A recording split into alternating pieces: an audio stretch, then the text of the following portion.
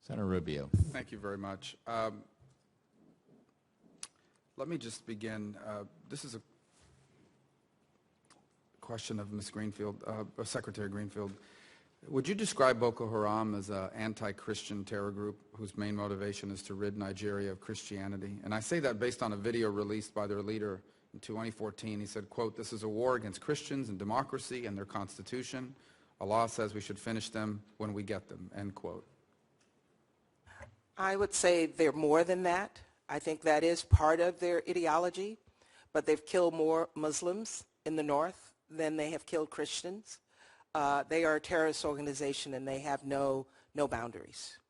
Would you support designating Nigeria as a country of particular concern for religious freedom? I would not designate Nigeria as a country because we have huge and very active Christian populations in Nigeria, throughout the southern parts of Nigeria, into the Middle Belt, and even in northern Nigeria.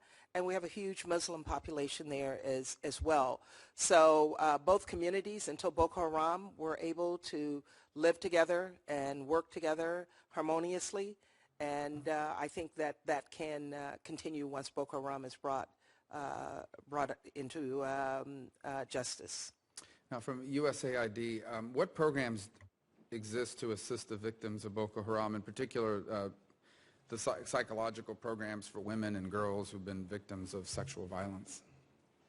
I think you put the nail on the head. We have a comprehensive program right now that is in design to really target the northeast of Nigeria and looking at the victims of Boko Haram. We're working with communities right now because, as we've seen, when people who are leaving Boko Haram or who have been the victims of Boko Haram return to their communities, sometimes they suffer from a second wave of victimization.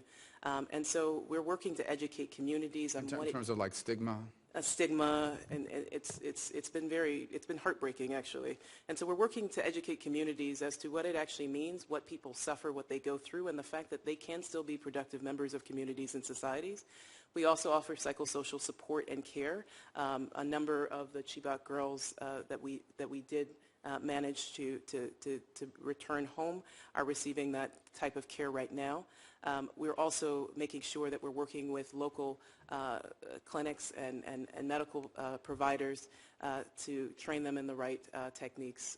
And then we're also working with community influence makers, religious leaders, so that there is a message that can be amplified through various channels that there is recovery that's possible.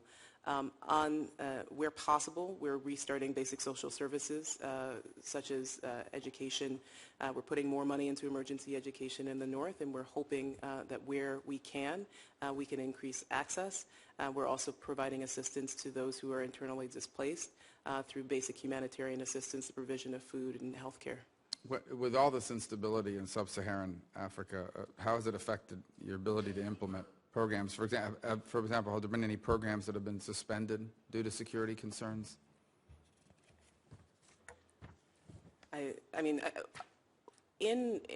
Throughout sub-Saharan Africa, when we work in unstable environments, we have programs that have to exercise flexibility. And so we have multiple times suspended and restarted programs. And I think our model of working in these climates has to be based on this idea of really developing long-standing, long-term, long-visioning networks with these communities so that when insecurity prevents us from moving into an area for a period of time, we have, through our networks and through understandings of local people on the ground and our staff who often are from the regions and speak the local languages, they understand when we can come back, and they also understand how we can still have access and figure out creative ways of providing assistance to those intended beneficiaries. And so, again, I would really emphasize the flexibility of the programs, understanding that it's not sometimes always a continuous flow of programming without stops and starts, especially in areas where there's a lot of that has to be highly disruptive. For example, if you're assisting a victim of sexual violence, and in the middle of that program that we're offering, they security concerns require us to eliminate people from that setting, and then it's suspended and then restarted. Is this a commonplace problem, these stops and starts, because of the security environment? So it's not that the program will stop entirely. So usually what we try to do is we have a combination of working through local implementing partners. And so a lot of times what happens is we've managed to train the trainers so that they still receive some types of support, even as maybe international NGOs or some of our own staff will have to pull back.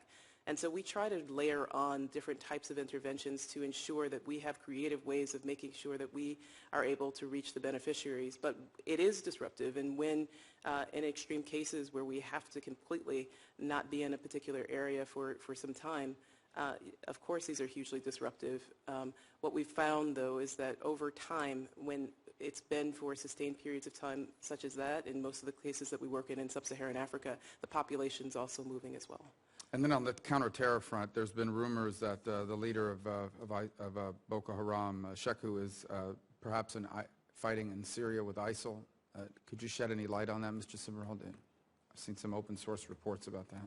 I have not seen that. I mean, he periodically appears in videos that are distributed and that we're aware of. And one of the things that we've noted is watched for is after the affiliation of Boko Haram with the Islamic State, whether there was any difference in the quality of their media output, which is usually an indicator of an actual strong link. We've seen a little bit of that, but I have not heard, or I don't know that there's any reporting that I've seen that he is actually in Syria. Are there any countries that you're particularly concerned about in terms of recruiting IS fighters, and how significantly do you assess the threat of more and more fighters flowing out of East Africa to be? Yes, we're quite concerned about ISIL or Daesh, Islamic State's attempts to infiltrate and affiliate with existing insurgencies or terrorist organizations. We know that they have been attempting to move into Somalia. Shabab itself has recognized this as a threat, and there's been sort of fierce struggle internally to hold off ISIL.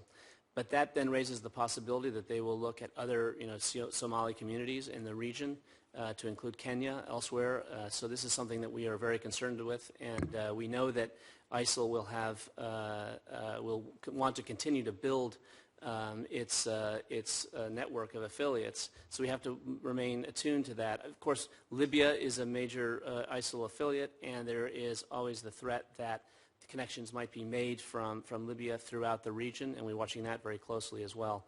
As for individuals traveling to the conflict, as I noted a minute ago, there has been some incidents of that, but the numbers from Sub-Saharan Africa, generally speaking, are low compared to numbers of foreign fighters from Europe, from North Africa, from the Caucasus, from Southeast Asia, in comparative terms.